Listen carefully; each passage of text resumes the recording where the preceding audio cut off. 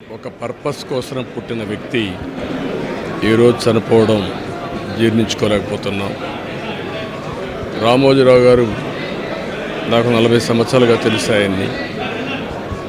ఆయన అనునిత్యం సాధన చేసింది సమాజ హితం కోసం పనిచేశారు. ఈ తెలుగు జాతి కోసం పనిచేశారు.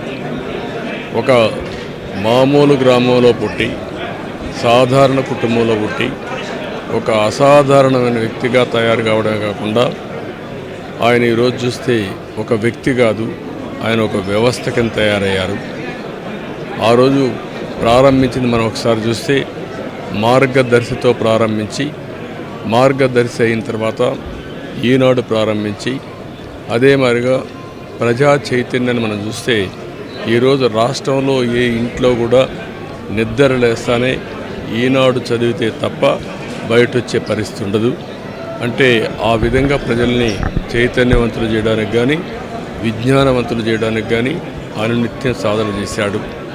ఆయన ఏ పని చేసినా కూడా నేను మొదటి నుంచి కూడా చూశాను, రాజీ లేదు.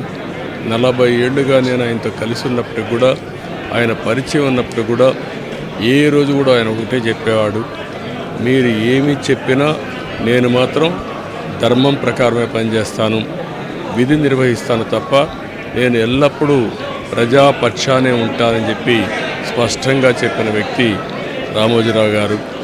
అంతేకాకుండా నిన్న చనిపోయే వరకు ఆయనకు ఒకటే కోరిక, నా కోరిక అంతా కూడా నేను అనునిత్యం పనిచేసి పని చేస్తూ పనిలో చనిపోగలిగితే అది నాకు ఆనందంగా ఉంటుంది.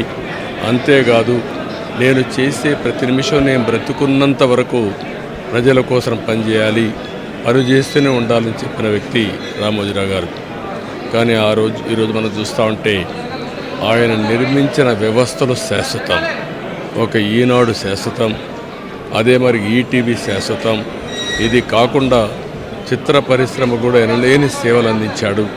ఈరోజు రామోజీ ఫిల్మ్ సిటీ మీరు చూస్తే దేశంలోనే ఒక అత్యున్నతమైన స్టాండర్డ్స్లో రామోజీ ఫిల్మ్ సిటీ తీసుకొచ్చి ఆయన అనునిత్యం చెప్పేవారు, నేనేదో ఒక కమర్షియల్ కాంప్లెక్స్ కట్టచ్చు, వ్యాపారాలు చేయొచ్చు, నా వల్ల ఈ సిటీకి లాభం రావాలి, అదే మరి రాష్ట్రానికి ఆదాయం రావాలి, టూరిజం కింద ఉండాలని చెప్పి చేశారు.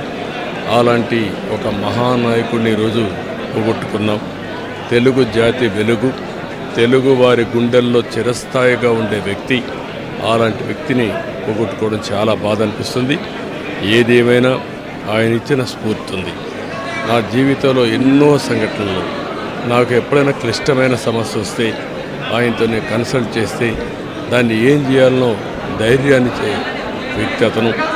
అందుకే మొన్న కూడా మీరు చూస్తే ఎప్పుడు ఎన్నికలు వచ్చినా కూడా ఆయన ధర్మాన్ని ఆయన నిర్వహించాడు.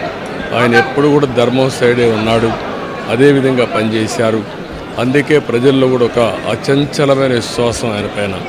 దానికి కారణం ఆయన జీవితం మొత్తం ఆయన సంపాదించిన విశ్వసనీయత.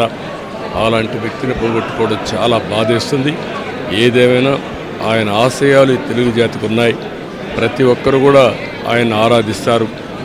అందుకనే ఈరోజు ఒకటే కోరుతున్నా, ఆయన చెప్పిన విషయాలన్నీ నా చెవుల్లో ఎప్పుడూ రింగుమంటూ ఉంటాయి, వినపడుతూ ఉంటాయి.